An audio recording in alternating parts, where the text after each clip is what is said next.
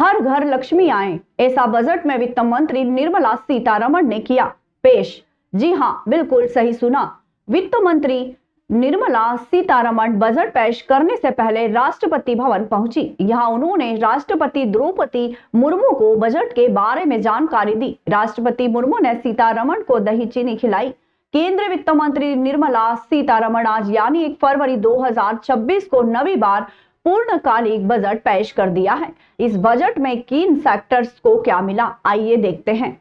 केंद्रीय budget 2026-27 PM Modi ने ऐतिहासिक बताते हुए कहा कि इसमें नारी शक्ति का सशक्त प्रतिबिंब झलकता है। उन्होंने कहा कि महिला वित्त मंत्री के रूप में लगातार नवी बार बजट पेश कर नया रिकॉर्ड बनाया है, जो अपार अवसरों का नया राजमार्ग है, साथ ही वर्तमान के सपनों को साकार करता है। उन्होंने कहा कि ये बजट भारत के उज्जवल भविष्य की नींव को सशक्त करता है और 2047 के विकसित भारत की ऊंची उड़ान के मजबूत आधार है।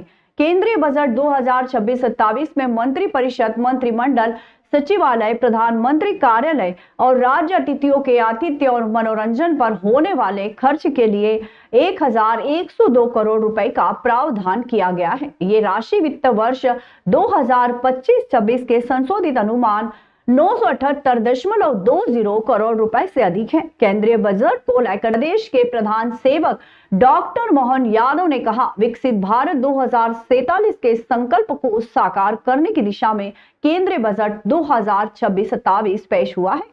ये बजट गरीब, युवा, अन्नदाता और महिलाओं के सशक्तिकरण पर केंद्रित होकर देश को आत्मनिर्भर और सक्षम बनाने का स्पष्ट रोड मैप प्रस्तुत करता है। जन कल्याणकारी योजनाओं के विस्तार के साथ राज्यों के लिए 1.40 लाख करोड़ का अनुदान तय किया गया है, जिसमें मध्य प्रदेश भी लाभान्वित होगा। इस बजट के माध्यम से हर क्षेत्र को और अधिक गति मिलेगी।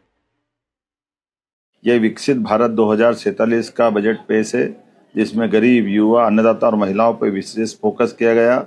खास करके बजट की जो दिशा और लक्ष्य है, वो लक्ष्य भारत को सशक्त भारत की तरफ ले जाने का है, जिसमें आर्थिक ग्रोथ को बढ़ावा दिया गया है। सभी वर्गों के साथ जनता के कल्याणकारी योजनाओं पर विशेष ध्यान दिया गया है, जिसमें राज्यों के लिए 1,40,000 करोड़ का अनुदान देने का निर्णय किया, जिसमें मध्य प्रदेश भी लाभान्वित होगा। मध्य प्रदेश तो टेक्सटाइल के क्षेत्र में भी, जब पीएम मित्र पार्क का उद्घाटन हमने भूमि पूजन माननीय प्रधानमंत्री जी के माध्यम से किया था, जिसमें 3 लाख से ज्यादा लोगों को रोजगार मिलेगा।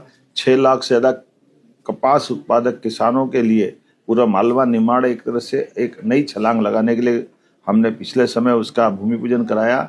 इससे इस बजट के माध्यम से वैश्विक स्तर पर कॉटन के कपड़े, रेडीमेड गारमेंट्स, सभी प्रकार के सेक्टर के लिए अनोखी और बहुत दूरगामी दृष्टि से नीतियां बनाई गई है, जिसका लाभ पूरा देश उठाएगा, मध्य प्रदेश उठाएगा।